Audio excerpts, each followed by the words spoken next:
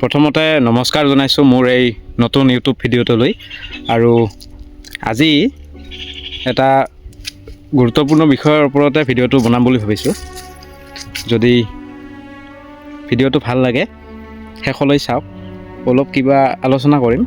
মই আছোঁ আমাৰ গাঁৱৰ এটা ৰাস্তা, এইটো ৰাস্তা হয় আৰু মোৰ এই বাওঁফালে আছে এইখন আমাৰ গাঁৱৰ পথাৰ আৰু মোৰ হাতৰ সোঁফালে আছে এইটো জুৰি। এইটো জুৰি ওচৰত গৈ দেখাইছোঁ, এইটো জুৰি মানে বাৰিষা কালত পানীখিনি ইফালেদি ওলাই, ইফালে নদী আছে এটা আমাৰ গাঁৱতে, নদীটোত গৈ পৰে সিফালেদি। আৰু এইখন আমাৰ গাঁৱৰ পথাৰ। বহুত দিনৰ পৰা ভাবি আছোঁ এটা ভাল ভিডিঅ' এটা দিব পৰাকৈ, কিবা অলপ যদি প্ৰকৃতিখনৰ ওপৰত কিবা এটা বনাব পাৰোঁ। মানে আমাৰ কিছুমান বস্তু নাইকিয়া হৈ গৈ আছে ন। আমাৰ যিবিলাক ধাৰণা চিন্তা আছে, ধাৰণা চিন্তাবিলাক সৰু সৰু গৈছে। কেনেকুৱা সৰু মানে ৰিলছৰ দৰে, একেবাৰে নিচেই সৰু হৈ গৈছে। আমাৰ মনৰ ভাৱবিলাক একেবাৰে সৰু হৈ গৈছে। আমাৰ প্ৰকৃতিখনৰ লগত নাই, একো লিংক নাই। মানে ফ্ৰীতে পাইছোঁ তো কিছুমান বস্তু মানে কি, জীৱনৰ মূল্যৱান বস্তুবিলাকেই আমাৰ ফ্ৰী। অক্সিজেন, পানী, মাটি, গছ গছনি, এইবিলাক সকলোবোৰ ফ্ৰী। আমি সেই ফ্ৰীৰ কাৰণে আমি ক'তো একো ব্যৱস্থা নাই। এইবিলাকৰ ৰক্ষা কৰিবলৈ আমাৰ কাৰো মনত নাই। প্ৰকৃতিখন আমি সকলোৱে ৰক্ষা কৰিব লাগিব। আজি যদি আমি সকলোৱে ৰক্ষা নকৰোঁ প্ৰকৃতিখন, তেতিয়াহ'লে আগলৈ ইয়াতকৈ আৰু ভয়ংকৰ ৰূপ ল'ব প্ৰকৃতিয়ে।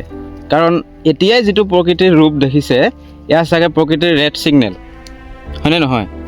ইয়াৰ চাগে প্ৰকৃতিৰ ৰেড ছিগনেল যে আপোনালোকে সজাগ হওক, অতি সোনকালে এইবিলাক অলপমান শিথিলতাত আহক, অলপ মানৱতাত আহক, অলপ ভাল হ'বলৈ চেষ্টা কৰক। প্ৰকৃতিখন বহুত বেলেগ ফালে গৈছে, আমি মানুহবিলাক বহুত বেলেগ ফালে আহিছোঁ, যাৰ কাৰণে হয়তো আজি আমাৰ এই প্ৰকৃতিখনে এনেকুৱা লীলা খেলা কৰি আছে। আজি যিখন পথাৰত মই থিয় হৈ আছোঁ, এইখন পথাৰ চাওকচোন। ইয়াতে ইমান দিনে হৈ গ'লহেঁতেন, মানে ধান ডাঙৰ হ'লহেঁতেন। এইখন পথাৰত মই এনেকৈ আহিব নোৱাৰোঁ।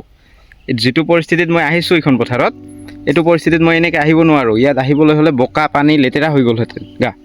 মই পথাৰত আছোঁ, তথাপি চেণ্ডেল পিন্ধি অহা যায়। মই চেণ্ডেল পিন্ধি অহা নাই বাৰু, কিন্তু ইয়াত চাওকচোন কি পৰিৱেশ।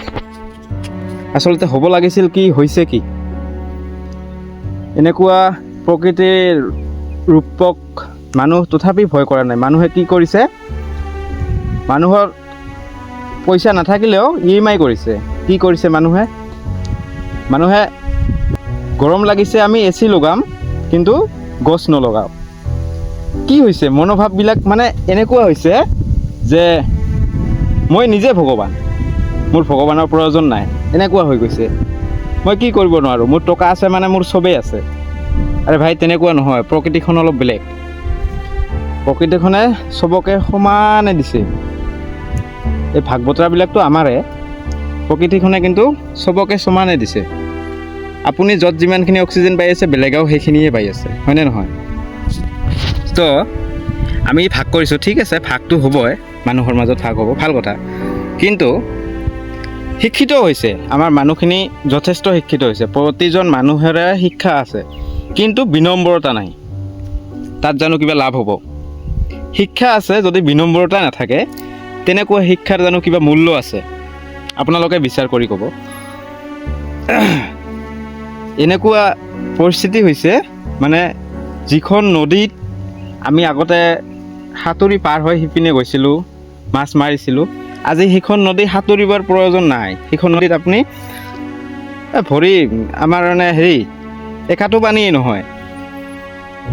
তো এইবিলাক চাগে প্ৰকৃতিৰে লীলা খেলা। এইফালে ৰুইছে, কিছুমানে ধান ৰুইছে, মেচিনেৰে ৰুইছে। বাকীবিলাক এইবিলাক ৰুব পৰা নাই, মেচিন নাই। চবৰেতো নাথাকে, 2-এজনৰহে মেচিন থাকে। তো ইয়াতে আৰু এটা কথা লৈ আহিছোঁ, আপোনালোকে নিজে বিবেচনা কৰি ক'ব যে আচলতে আগতে, বেছি দিন হোৱা নাই, কিছু বছৰ আগতে প্ৰতি ঘৰ মানুহৰে ঘৰত 1হাল 2হাল 3হাল 4হাল গৰু ম'হ চব আছিল। গাই গৰু আছিলেই লগতে, বাচ্চা এনেকুৱাতো বহুত আছিল, গৰু বহুত আছিল, কিন্তু গৰুহাল আছিল। এতিয়াও গৰু আছে, খুব কম বেছি পৰিমাণে গৰু আছে, এটাকে গাই গৰু আছে, নিশ্চয় নাথাকা নহয়, গৰু আছে, কিন্তু হাল বাবলৈ কাৰো ঘৰত গৰু নাই। তো কি হৈছে, প্ৰকৃতিয়ে কি কৰিছে, ভগৱানেতো ওপৰৱালা কোনোবা এজন চাই আছে ন, ওপৰত বহি কোনোবা এজন চাই আছে, যিয়ে কণ্ট্ৰল কৰি আছে, কোনোবাইতো ওপৰৰ পৰা কণ্ট্ৰল কৰি আছে ন, য'ৰে পৰা হওক কোনোবাই কণ্ট্ৰল কৰি আছে বস্তুবিলাক, প্ৰকৃতিখন। চ' যেতিয়াৰ পৰা এই পথাৰত ট্ৰেক্টৰ নামিলে, তেতিয়াৰ পৰাই কিন্তু বেছি দিন হোৱা নাই দেই, এই ট্ৰেক্টৰ যিমান দিনৰ পৰা আহিছে ইমান দিনৰ পৰা কি হৈছে, যিমান দিনৰ পৰা ট্ৰেক্টৰ নামিছে পথাৰত, আৰু পথাৰৰ পৰা গৰু নাইকিয়া হৈ গৈছে, গাঁৱৰ পৰা গৰু নাইকিয়া হৈ গৈছে, তেতিয়াৰ পৰাই কিন্তু বৰষুণৰ পৰিমাণটো কমি গৈ আছে, আৰু গৰমৰ প্ৰভাৱটো লাহে লাহে বাঢ়ি গৈ আছে। যোৱা বছৰ চাগে অলপ কম আছিল গৰম, এইবাৰ আকৌ আৰু অলপ বেছি হৈছে, চবতে হৈছে। কিন্তু কথাটো হ'ল কি, আগতে পথাৰত হাল বাই থাকোঁতে আগতো গৰম আছিলে, পথাৰততো গৰম থাকিবই, মুকলি ঠাই, গৰমৰ দিনত গৰম লাগিবই, কিন্তু